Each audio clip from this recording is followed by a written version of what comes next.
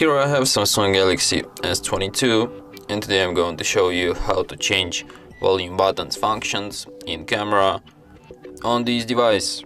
So firstly you have to open camera, tap on the gear icon to access its settings, and here you can change volume buttons functions by going to the shooting methods, and here you have press volume keys to take picture or record video, zoom in or out, or control system volume.